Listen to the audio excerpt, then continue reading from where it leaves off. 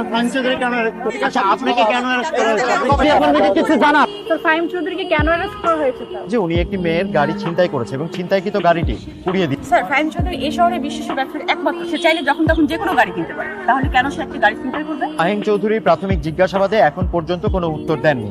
Thank you.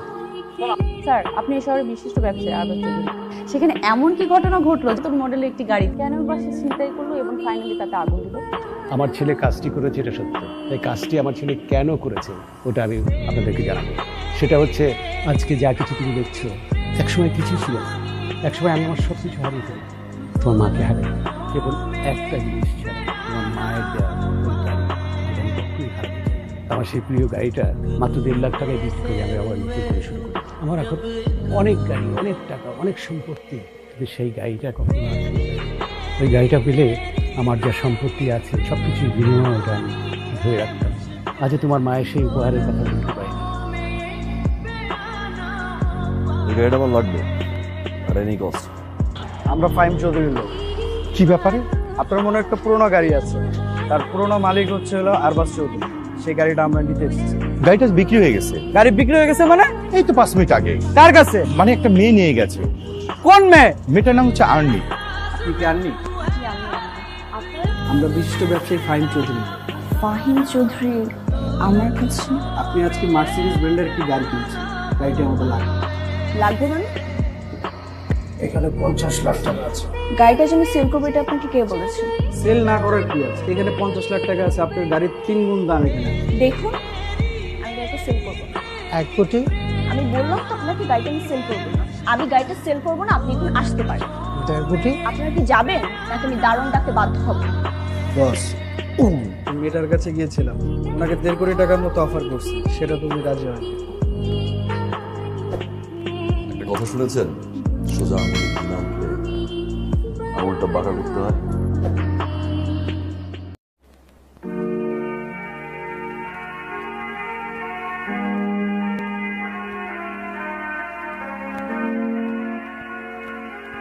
আপনারা আপনারা বোঝানো হয়েছে, বুঝেন নাই। টাকা অফার করা হয়েছিল, সেটাও না।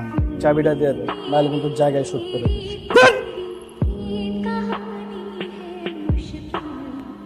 স্যার আপনার ছেলে আমার একটা গাড়ি ছিনতাই করেছে। আমার ছেলে গাড়ি ছিনতাই করেছে? তুমি যেটা বলছো সেটা ভেবে বলছো তো? স্যার আমি 100% শিওর। কিছুদিন আগে আমি একটা পুরনো মডেলের মার্সিডিজের গাড়ি কিনি। আপনার ছেলে অনেক টাকার বিনিময়ে গাড়িটা আমার কাছ থেকে কিনতে চেয়েছিল, আমি বিক্রি করিনি, তাই সে ছিনতাই করে গাড়িটি নিয়ে যায়। আমি বুঝতে পারছি। এই নাও, আমি আমার ছেলের জন্য সরি বলছি। Thank you so much sir. Sir, ওই মেয়েটা আসছিল বড় স্যারের কাছে। আয়শা আপনার নামে প্রচুর উল্টাপাল্টা কথা বলছে। তারপর বড় স্যার রাগ করে গাড়ি চাবি দিয়ে দিয়েছে। তার মানে দিদি বস এই কাজ করলো?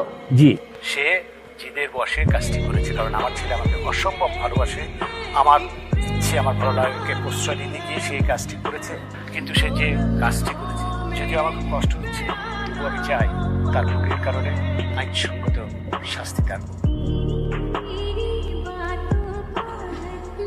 আপনি এখানে একটা সিগনেচার।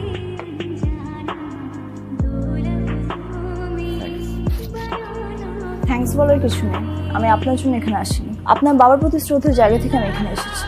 স্যার আসি তাহলে। Thank you. Excuse me, coffee? No thanks. আপনি দিস ইজ ফর ইউ। এই গাড়িটা না আপনি পুড়ে ফেলেছিলেন? এটা একটা অনেক খোঁজাখুঁজি করার পরে গাড়িটা পেলাম। থ্যাঙ্কস। ঠিক আছে। কফি? আপনি এই কফি খান না? কফি খাই না সেটা না, কফি খাই যখন ঝুম বৃষ্টি হয়। ওকে। নিশ্চয়ই রোদের মধ্যে আমাকে কফি খাওয়ার অফার করবেন না।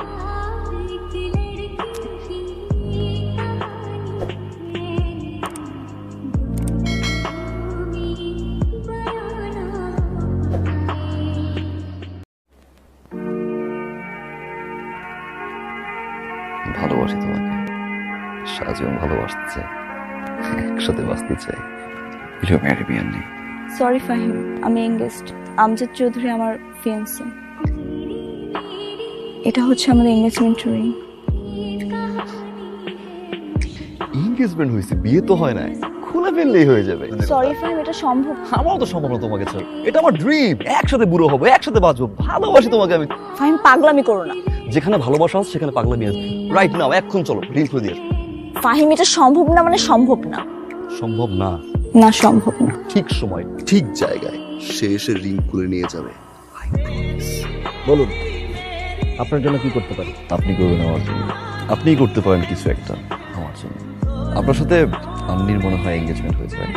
মনে হয় না, অলরেডি ডান। সো হোয়াট, বিয়ে তো হয় না। রিংটা খুলে ফেলুন। মানে আন্নির হাতের রিংটা খুলে ফেলুন। কেন?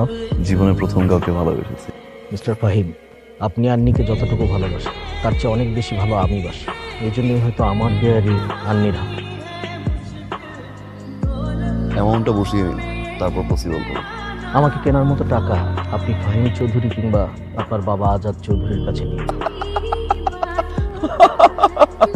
আমজাদ চৌধুরী, আমার বাবার কি পরিমাণে টাকা আছে কি পরিমাণে নাই সেটা কিছু আপনার জানা উচিত। আমার বাবার টাকা আপনি কেন, আপনার 14 গোষ্ঠী মিলে গোনা শুরু করলেও শেষ করতে পারবেন না। টাকার হিসাব আমাকে দিতে আসবে। আমি তো টাকার কাছে বিক্রিই হব না।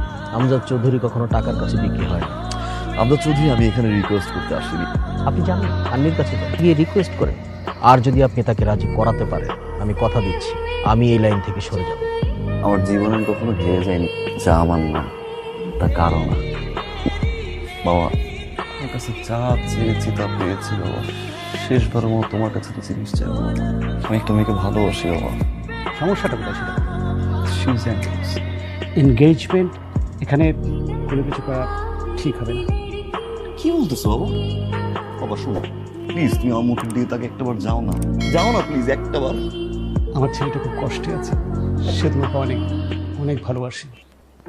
বাবা হিসেবে আমি ওর জন্য তোমার কাছে এসেছি। আপনার ছেলে আমাকে যতটা না ভালোবাসে, আমি হয়তোবা তার থেকেও তাকে বেশি ভালোবাসি। কিন্তু আমি এতটাই অভাগা যে আমি তাকে বলতে পারি না। আমার জীবনের না একটা গল্প আছে, সেটা আপনাকে বলতে চাই। আমার মা আমাকে গ্রামে খুব কষ্ট করে পড়াশোনা করিয়েছে। ইউনিভার্সিটিতে ভর্তির জন্য যখন আমি একজন রিলেটিভসের হাত ধরে ঢাকায় আসি, তখন সে আমাকে পতিতালয়ে বিক্রি করে। কিন্তু যেদিনই সে আমাকে বিক্রি করে দেয়, ওই দিনে ওখানে রেড পড়ে। কিন্তু সেখান থেকে আমাকে সেভ করে ওই এলাকার আফজাল হোসেন, যার সাথে আমার এনগেজমেন্টটা হয়েছে। সে তখন থেকে এখন পর্যন্ত আমার ভরণ পোষণ সবকিছু সে বহন করছে। আপনি একবার চিন্তা করেন, সেদিন ওই সময় যদি সে আমাকে উদ্ধার না করতো, তাহলে আমি কোথায় থাকতাম এখন? ভাবতেই আমার গাটা শিউরে ওঠে। এটা ভালোবাসা না বাবা, এটা কৃতজ্ঞতা বোধ। আমি মেয়েটার সঙ্গে কথা বলেছি। I am sure something she is not going to change her mind. স্থানীয় করতে পারবো না বাবা। কিভাবে আমি নিজেকে বুঝাবো যে ও আর একজনের ঘরের বউ হবে? এই মেয়েটাকে আমি পাগলের মতো ভালোবাসি। বস, আন্নি ম্যামের বিয়ে কার্ড। আসসালামু আলাইকুম। আমাদের এই বিবাহ উত্তর অনুষ্ঠানে উপস্থিত হয়ে আজকের এই সুন্দর দিনে দু একটি কথা বলতে চাই। আমি তাকে অনেক ভালোবাসি। আমার হতে যাওয়া সহধর্মিণী বুক ভরা স্বপ্ন নিয়ে গ্রাম থেকে ঢাকায় পড়াশোনা করতে এসেছিল তার এক দূর সম্পর্কের আত্মীয়র সাথে। সেই মানুষটি তাকে পতিতালয়ে বিক্রি করে দেয়। আমি তাকে সেখান থেকে নিয়ে আসি এবং তার সকল দায়িত্ব আমি আমার নিজের কাঁধে তুলে নিই। একটা সময় আমিও ফিল করতে থাকলাম এই মানুষটাকে আমি ভালোবাসি। আমাদের জন্য আপনারা সবাই দোয়া করবেন। আমি একটু কথা বলতে চাচ্ছি। উনি এতক্ষণ যা যা বললেন না, সব ঠিক বলেছেন। উনি আমাকে পতিতালয় থেকে উঠে এনেছেন। আমি আপনার প্রতি অনেক ঋণী, আর সেই ঋণ শোধ করার জন্য আমি ওনাকে বিয়ে করতে রাজি হয়েছি। এবং যাকে আমি অনেক ভালোবাসি, যাকে আমি একবারও বলতে পারিনি ওকে আমি ভালোবাসি, তাকে স্যাক্রিফাইস করে আমি ওনাকে বিয়ে করতে রাজি হয়েছি। কিন্তু এখন আপনাকে আমি বিয়েটা করব না, কারণ উনি আমাকে যে জায়গা থেকে তুলে এনেছিল না, আজকে সবার সামনে সেই কথাটা তুলে আমাকে আজকে সে জায়গায় ফেলে দিয়েছে। আপনাকে আমি বিয়ে করতে পারবো না। আমার যা বলে আমি বলে দিয়েছি। বস, আমি ম্যাডাম আপনাকে ভালোবাসার কথা চিৎকার করে বলে এই বিয়ের অনুষ্ঠান থেকে চলে যাচ্ছি। কিন্তু সমস্যা একটা, আমরা যে গাড়িতে ঠিক করে রাখছি সেই গাড়িতে করে তারা চলে যাচ্ছে। কোনো মতে যদি ব্রেকটা করে তাহলে তো সব শেষ।